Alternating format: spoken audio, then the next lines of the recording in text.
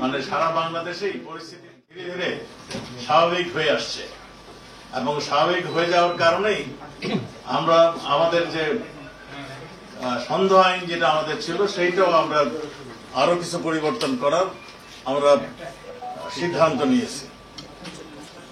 আমরা আগামী বুধবার হতে শনিবার পর্যন্ত সকাল 7টা হতে রাত 8টা পর্যন্ত সন্ধ্যা আইন কিংবা কারফিউ শিথিল থাকবে।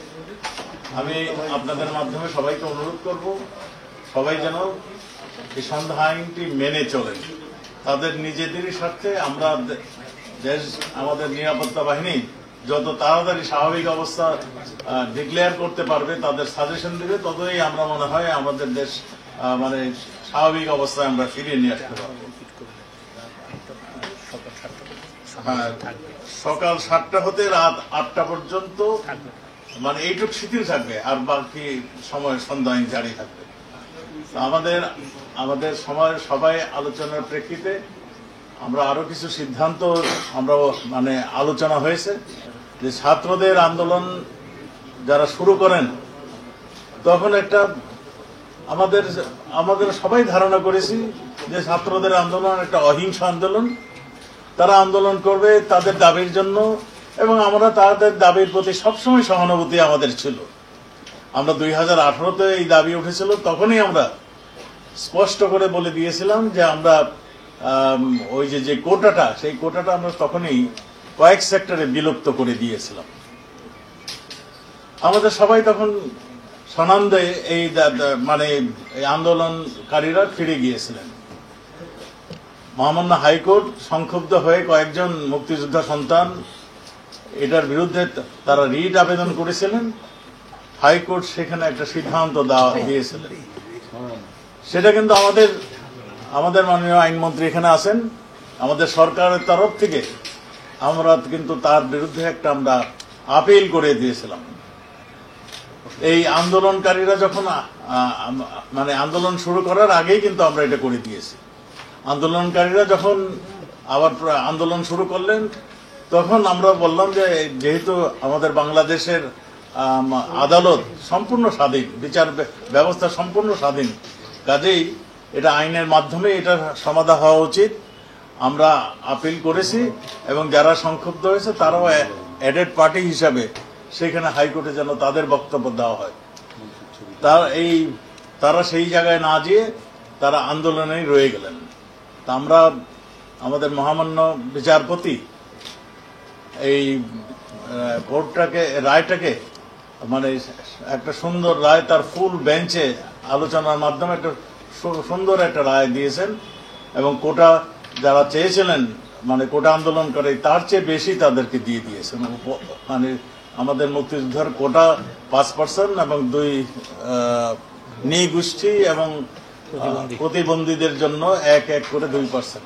একটা সুন্দর সাজেশন সবাই মেনে নিয়েছে, সবাই এদেশের মানুষ সবাই বলেছে একটা সুন্দর সাজেশন আসছে, সুন্দর একটা আসছে।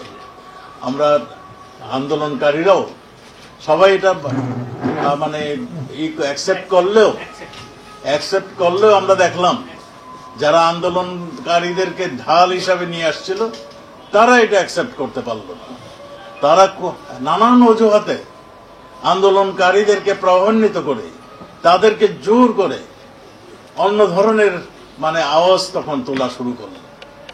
আমরা দেখলাম নানান ধরনের মানে দাবির পর দাবি, কোন কারো অযৌক্তিক কিছু দাবি, শুধু দাবি নয়, আবারও তারা মানে সমাবেশ মানে হিংসাত্মক কার্যকলাপে মানে ছাত্ররা বাদ দিয়ে ছাত্রদের নামে তখন সেকেন্ড লাইনে যারা ছিল তারা কিন্তু সামনে চলে আসলো।